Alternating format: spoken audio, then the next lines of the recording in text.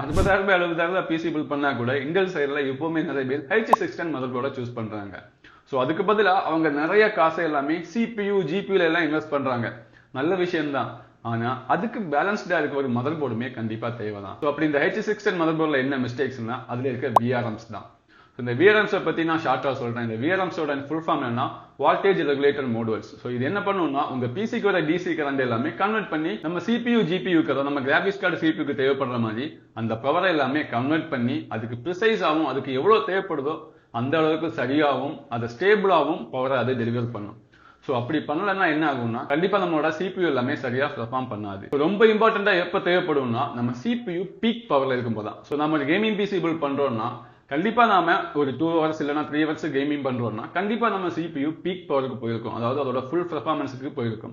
So அந்த டைம்ல இந்த VRMs வீக்கா இருந்துச்சுன்னா கண்டிப்பா அது CPUக்கு சரியான பவரை டெலிவரி பண்ணாது. ஸோ அப்படி டெலிவரி பண்ணணும்னா நம்ம CPUவால ஃபுல் பெர்ஃபார்மன்ஸை கொடுக்க முடியாது.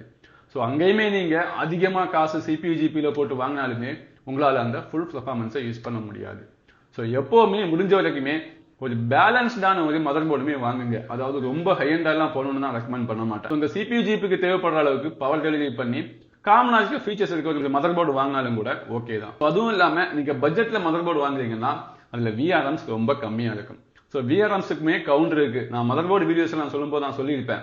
இந்த மதர் போர்டில் 8 VRMs இருக்கு, இந்த மதர் போர்டில் 12 VRMs இருக்கு. ஸோ அதிகமான VRMs இருந்துச்சுன்னா நீங்க பெரிய CPUs போடும்போது அந்த CPUஸ்ல நிறைய கோர்ஸ் இருக்கும், அதுக்கெல்லாம் இன்னுமே அதிகமான பவர்ஸ் தேவைப்படும். ஸோ அதிகமான VRMs இருந்துச்சுன்னா அந்த VRMஸால சரியான பவர் டெலிவரியுமே பண்ண முடியும்.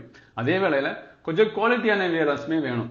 ஸோ பட்ஜெட் மதர் போர்டில் அதெல்லாமே சின்ன சின்ன காம்ப்ரமைஸ் இருக்கும். ஸோ மோஸ்ட்லி அந்த பட்ஜெட் மதர் போர்டு எல்லாமே அவங்க பட்ஜெட் CPUஸ்க்காக தான் ரெடி பண்ணியிருப்பாங்க. ஸோ நான் இப்போ ரீசெண்டா கொஞ்சம் நேரம் பார்த்துட்டு தான் இருக்கேன். H16 மதர் போர்டு வாங்கிட்டதுல K series CPUs கூட யூஸ் பண்றீங்க. கேட்டா நான் ஓவர் கிளாக் பண்ண போறது இல்லை, எனக்கு பெர்ஃபார்மன்ஸ் மட்டும் போதும் அப்படின்னு சொல்றீங்க. ஆனா அந்த H16ல VRMs கம்மியா தான் இருக்கும், அந்த அளவுக்கு பெட்டரா இருக்காது. நீங்க அந்த CPU போட்டாலுமே கண்டிப்பா உங்களுக்கு ஃபுல் பெர்ஃபார்மன்ஸ் கிடைக்க போறது இல்லை. ஸோ முடிஞ்ச வரைக்குமே ஓகே நீங்க ஓவர் கிளாக் பண்ணல, நான் ஒரு B760 மதர் போர்டாவது வாங்குங்க.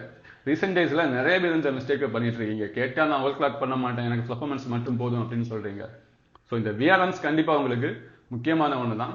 ஸோ அதுவுமே கொஞ்சம் பார்த்து நல்ல மதர் போர்டா வாங்குங்க.